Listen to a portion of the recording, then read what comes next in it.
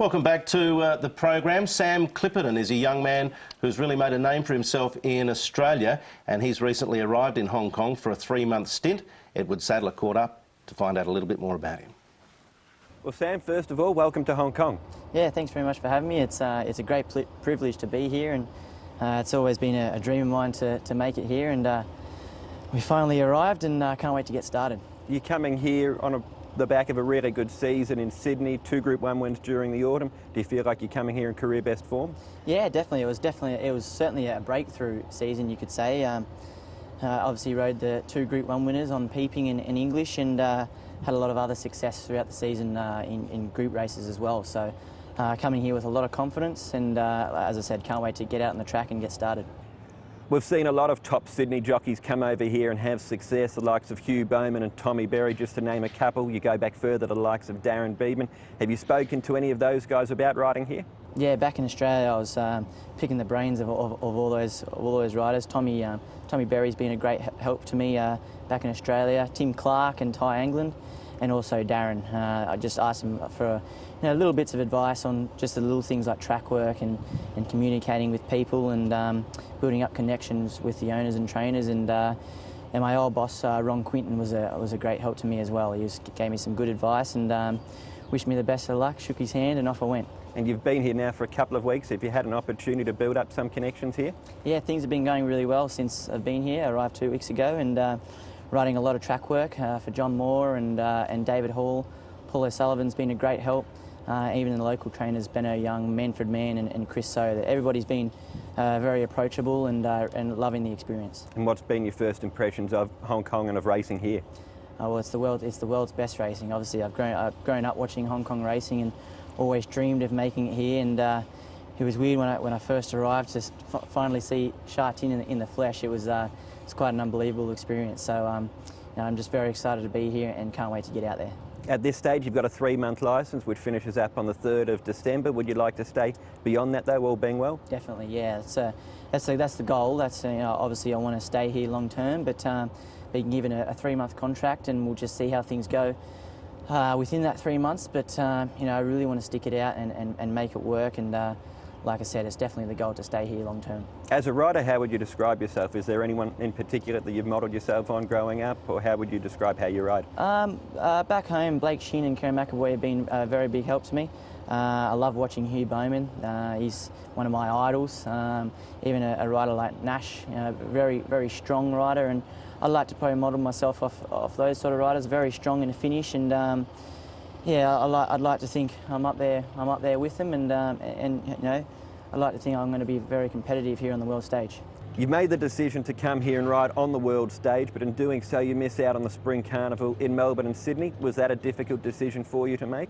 It wasn't a difficult decision. I mean, it's something you've got to sacrifice coming here, but like I said, it's always been a dream of mine to be here, so I didn't give it one thought at all. I mean, if there's an opportunity for me to go back to Australia to ride throughout the spring in a Group 1, well, I'll go if it's the right horse to go for. But my sole focus will be here and making it here. Sam Clipperton talking to Edward Sadler. He seems like a very level-headed and confident young man. How have you found him in the mornings, Neil? Yeah, he's very polite, very easy to talk to, and he's my neighbour actually. He's moved into the apartment opposite, so he's a nice kid, and his girlfriend's quite nice as well. So how's he coping with your sledging? I'm married with kids, mate, so no wild parties. That's all good. No wild parties, Brett. No wild parties. All right. Well, of course, Kei Cheong had an outstanding season last term, and Dylan Moe is a new apprentice that's arrived for this season, and Doug Chalmers put this little piece together on those two. Last season can best be described as a fairy tale for Kei Cheong. After a drought of 15 years, a female jockey finally returned to the Hong Kong riding ranks, and few could have predicted the impact that the 23-year-old would make. 37 wins, including a history-making 4-timer in April, helped her snatch the first ever Tony Cruz Award, a prize given to Hong Kong's leading local rider. The fans also adored her, and she beat champion Joe Moreira to the most popular jockey title. So, what does the new campaign hold for this hungry and driven youngster? This season I hope to one more back runner, like win from behind. So hope to get more experience as well, and try to win a lot of winner. But I don't have a number to set upon, so just hope to keep winning. A spell in Adelaide during the off-season with Philip Stokes brought just 2 wins and a suspension, but was a great learning experience, according to Chong. Every morning I take some horses to the track and settle up and ride. It's really different style compared to Hong Kong. Racing speed is really different. Like in Hong Kong, it's really fast, and in South Australia, it's more slow. Like they normally wait for the straight and go for one. Now with a £7 claim, she's set to find competition for rides from a new face in the apprentice ranks. Dylan Moe rode more than 40 winners in New Zealand last season and has been allocated to leading local trainer Danny Shum. Yeah, I feel very happy and I'm enjoying the ICANN riding in the Hong Kong. You know, this is a good place. I hope I will do my best. Yeah. Hope this season I can get a 20 win, and I hope the next level, upgrade the next level. Help will be at hand for apprentices Chong, Mo and Jack Wong, as mentor Felix Kutsi has joined the apprentice school full-time. He says there's more to come from Kay. She's got to start learning to win from off the speed now. She knows it. She told me that herself. People have been speaking to her about it. I'm hoping that Australia assisted her in developing that talent. But what I'm thrilled about is I can still see the fire is in her, you know. She's really focused, and she knows she's got to achieve. So she's going to be giving it everything. All eyes this season will again fall on Chong, and replicating her success won't be easy. The early signs are promising though. The drive, commitment and support are there. But a long road lies ahead as the 23-year-old battles in one of the toughest environments in world racing. Yeah, as Kay mentioned there, she rode in South Australia in the off-season, had a few winners. She copped a suspension as well. Neil, how do you see her going into this season? She obviously is getting better and better with more experience. Yeah, I think that's the plus side for her, is that, you know, she come a long way in a short period of time in her first season, and she improved very rapidly. But I think with that, her riding ability has improved. She was a little bit wayward early, but she was getting away with, you know, with the 10 pounds and that. But you know, I think I noticed towards the end of the season that her riding ability had improved, and I think her main hurdle this season will be the mental state, how she copes with, you know, a little bit of the up and downs and not having it so sweet and rolling quite easy. So. Yeah, well, there haven't been criticisms about Kay. She rode particularly well last year, but a lot of her wins did come on horses that were out in front. So it's a different kettle of fish, isn't it, when you're getting back in the field and you've got to make ground between horses. So she's really got to pick up a little bit in that area. Exactly, and that's what I mean. You know, like when you have, like the handicap is so tight here that when you have £10 to play with, it's a massive advantage. And when you can let a horse slide off the bottom weight and take another £10 off it, it's very hard to catch. But you know, when you have to start riding a race and reading a race from a position you are in, and you know, depending if the pace slows, you have to be able to see it's going to happen, and you know, for the right person, and when the race picks up, to be able to make that move and make the right decision to make the move out.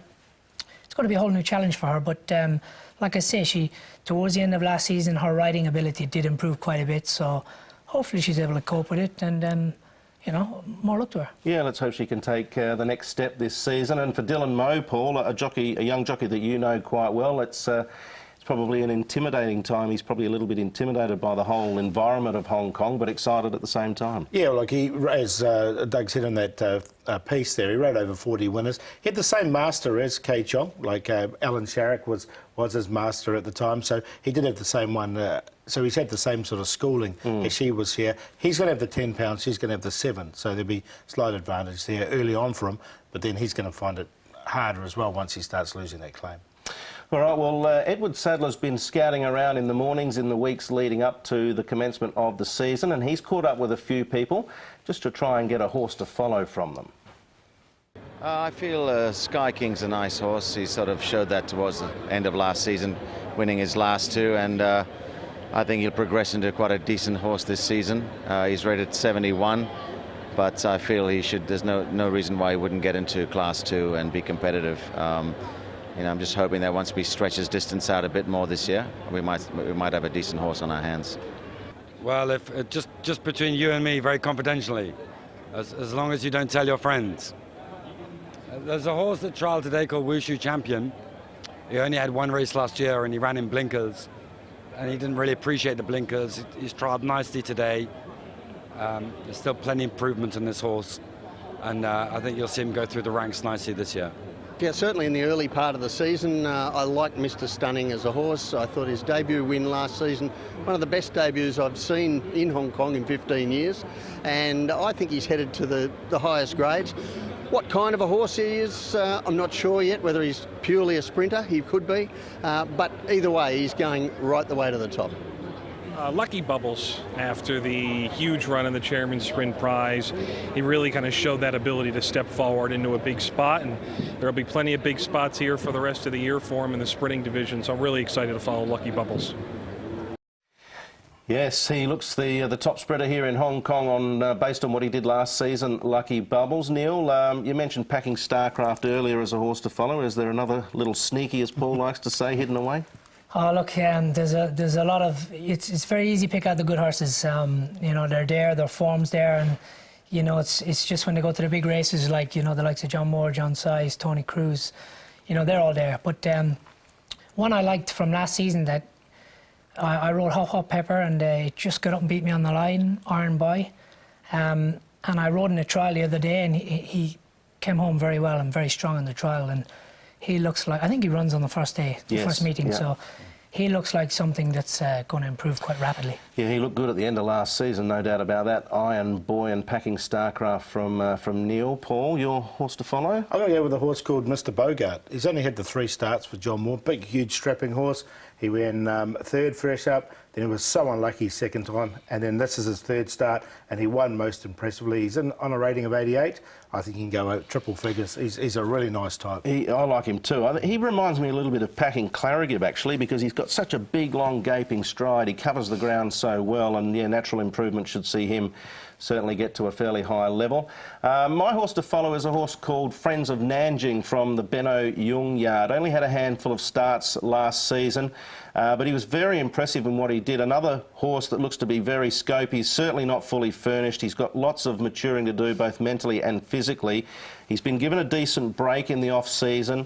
I think he's working up towards potentially the 4-year-old series. He's got a bit of ground to make up if he's going to get there, on a rating of 73, but I like him. He's got a big engine, real nice horse. So he's my horse, Friends of Nanjing, to follow for the season. So that just about completes our season preview. Getting the tingles yet, Neil? Almost ready to go out and start racing again? Of course. I think what did Paul say? I'm like a can of Coke. He's ready to explode. So, yeah, look, it's always exciting when you come back and you want to get your fitness back up, and then once you get your fitness back up and you get your eye in on the track, then you really start to get your, you really get edgy, and I'm looking forward to it. And they say every season I come back here, they say the competition is getting stronger. Well, bring it on. Bring it on. I like that. Bring it on. And what about you, Paul? You've obviously been doing plenty of track work leading up, and excited to get off to a good start. Yeah, looking forward to getting the teeth right into the form. Getting right into it early. We got a Saturday start, which is an unusual one. Normally a Sunday start, so day early. Look forward to that, and let's get into it. Let's go. Well, many thanks for your time, Neil. All the best for the season. Hopefully it's another prosperous one for you. Yeah, thank you. Hopefully we can get off to a good start, and yeah, looking forward to it. And Paul, we'll see you on Racing to Win on Friday night, and of course at the races on Saturday, where the 2016-2017 Hong Kong season will commence. Goodbye.